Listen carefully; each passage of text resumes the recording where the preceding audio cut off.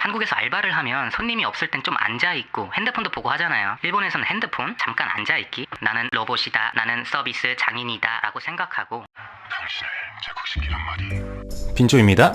이런 말 이해 못할 수도 있는데 한국은 알바하기 진짜 좋은 나라예요. 가끔 월급 떼먹고 정신 파탄난 사장 밑에서 일하는 비정상인 경우만 제외하고 생각해보면 알바하면서 손님이 없을 땐 앉아서 쉬기도 하고 손님을 상대하면서 표정 관리든 말투를 딱히 신경 쓸 필요 없이 내 모습 그 자체로 일하면 되거든요. 일하다 빡치면 뭐 그만두면 되지. 알바 자리가 거기 하나만 있는 것도 아니고 가게 사장한테는 1년 이상 일한다고 초롱초롱한 눈으로 면접 때 말해놨지만 사실 3개월만 해도 오래 한 거 아니겠습니까? 그런데 가까운 나라 일본은 어떨까요? 일본에 놀러 갔다 오신 분들은 아시겠지만요, 편의점만 가도 뭐 그렇게 친절할 수가 없어. 사람인지 로봇인지 그렇게 정중할 수가 없어. 거스름 돈 줄 때도 390엔 오카이시 데 고자이마스 이렇게 두 손으로 줍니다. 문화적 차이지만 솔직히 배울 건 배웁시다. 우리 누군가에게 돈을 받고 일하는 입장에서 어느 정도 서비스 정신은 갖춰야죠. 일본 애들도 습관이 되어 있어서 그렇게 할 뿐이지 성격 자체가 친절하고 상냥한 천사들이 아니라 일 끝나고 나면 오늘도 겁나 빡셌다, 인생 공허하구만 이러고 집에 갑니다.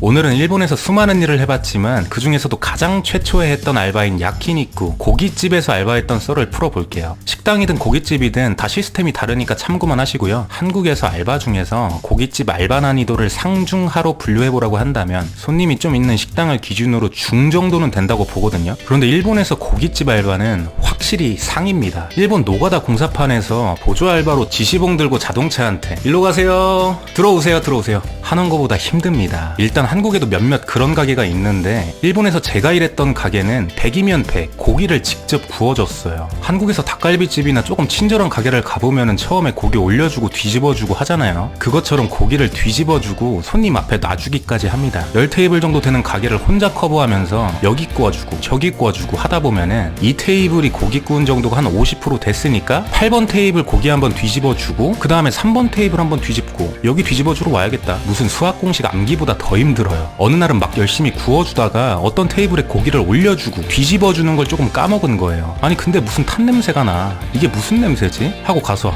맞다, 저기 보통 한국 사람들이면 고기가 탈 것 같으면 알아서 뒤집고 해서 먹잖아요. 근데 가만히 있는 거예요. 점원이 알아서 해줄 거야. 손님이 이거 조금 탄 것 같은데 다이조부 데스까? 라고 물을 때는 속으로는 그냥 알아서 좀 뒤집어 주시지 하고 울고 있지만 겉으로는 로봇처럼 신경을 못 써서 스미마생 이라고 말하죠. 제가 일했던 곳은 한국 사장이 하는 한국식 고깃집이었기 때문에 손님들이 이게 한국식이구나 라고 생각하신 것도 엄청 많더라고요. 그리고 진짜 많은 손님들이 상추나 깻잎 이런 걸 들고 가면 깻잎을 보고 놀랍니다. 오, 이거 뭐예요? 에고마노 핫바. 오, 깻잎? 그걸 먹는구나. 뭐 이런 질문부터 먹는 방법이 어떻게 되나요? 상추에다가 어떻게 싸먹을까요? 이런 다양한 걸 물어봐요. 물론 일본 분들이랑 대화하는 것도 즐겁고 일본어를 배우는 외국인 입장에서 좋은 기회죠. 근데 바빠 죽겠는데 나 지금 5번 테이블 볶음밥 하트 모양으로 얼른 만들어줘야 되는데 4번 테이블에서 고기 언제 뒤집어주나 짱구 눈으로 기다리고 있는데 이런 질문 공세 진짜 난감합니다. 뭐 상추를 펴서 기호에 따라 깻잎도 가지런히 깔고 고기를 하나 넣고 아삭한 무쌈과 파절이를 적당히 데코하고 마늘에 쌈장을 새끼손톱만큼 묻혀서 한 번 접고 2번 접어서 그대로 입에 넣으시면 됩니다. 절대 샌드위치 먹듯이 한두 번에 끊어 드시면 안 됩니다. 한 번에 드셔야 됩니다. 이렇게 친절하게 설명해주고 싶죠. 그런데 상황상 그게 안 되기 때문에 먹는 방법은 정해져 있지 않습니다. 그냥 상추에 넣고 싶은 거 넣어서 드시면 되세요 하고 웃으면서 응대하고 넘어가요. 한국에서 알바를 하면 손님이 없을 땐 좀 앉아있고 핸드폰도 보고 하잖아요. 일본에서는 핸드폰, 잠깐 앉아있기, 꿈도 못 꾼다고 생각하면 됩니다. 일하러 왔으면 나는 로봇이다, 나는 서비스 장인이다 라고 생각하고 그럴 분위기가 아니기 때문에 그냥 한 대의 로봇 자체가 돼야 됩니다. 한국에서 가끔 가게를 딱 문 열고 들어가면 인사도 없고 그냥 알아서 자리에 앉아서 직원분 오시면 주문하고들 하시죠. 일본에서 들어오고 나갈 땐 인사하는 게 너무나도 중요해요. 다들 익숙한 단어죠. 이라시아이마세. 이거 바쁘다고 놓치면 점장님의 싸늘한 시선이 등 뒤에서 느껴질 겁니다. 처음에 딱 들어가면 이라시아이마세 한번 받고 3매3마 하이리마스 이렇게 몇 사람인지 확인한 다음에 자리를 안내해 줘야 돼요. 이게 아주 기본입니다. 뭐 하는 입장에서 정말 힘들지만 사소한 거 하나에 손님은 대우받는 느낌이 들겠죠. 그리고 까탈스러운 손님도 덜어 있는데 일본에서는 자기한테 피해가는 걸 진짜 싫어하는 사람이 많죠. 한 번은 너무 바쁘니까 제가 그릇을 가져갈 때 원래 이렇게 밑으로 들거나 뭐 이렇게 옆으로 들거나 그런 식으로 해서 이렇게 놔야 되는데 이렇게 조금 위쪽으로 들고 가서 테이블에 놔드렸어요.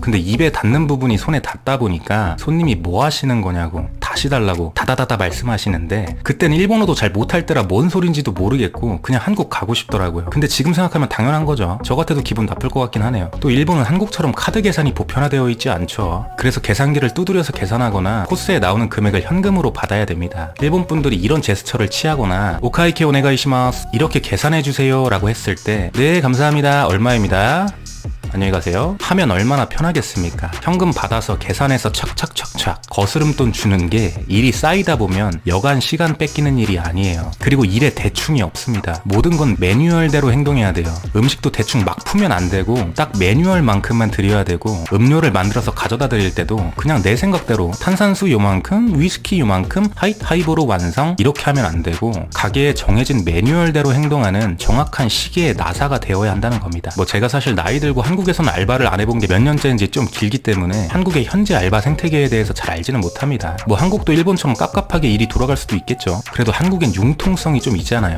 일본엔 융통성은 핸드폰에만 적어놓고 무음 모드로 바꿔놔야 돼요. 하지만 그렇기 때문에 더 괜찮은 것도 있겠죠. 내가 저 자세로 일하기 때문에 손님이 나를 부리려고 하고 더 밑에 사람으로 보면 기분 진짜 나쁠 것 같은데 일본에서는 어떤 사람이든 일할 때는 저 모습이라는 걸 당연하게 알기 때문에 대접받는 사람도 친절한 사람들이 많아요. 한국처럼 밑도 끝도 없는 진상은 진짜 흔치 않은 거죠. 아까 말씀드린 것 같은 피해가 갔을 때만 제외하면요. 또 일본에선 파절이 같은 거 다 먹고 더 달라 그러면 몇백엔 이렇게 추가되는 줄 알고 딱 나온 만큼만 먹고 가기 때문에 부가적인 잡일이 줄어드는 건 있습니다. 한국처럼 반찬을 무한 리필로 계속 준다고 하면 아니 그런 가게가 있냐고? 혼또? 이렇게 귀여운 눈이 되기도 해요. 요즘 같은 시국에 해외도 못 나가고 그 밥 먹듯이 갔었던 일본도 못 간 지 오래되다 보니 옛날 생각이 나서 일본 고깃집 알바에 대해서 말해봤어요. 제가 말한 건 일본 시골의 작은 고깃집에 대한 일부분일 뿐이니까 일반화하지 마시고 그냥 가볍게만 봐주시고요. 일본에서 했던 다양한 경험에 대해서 또 기회가 되면 풀도록 할게요.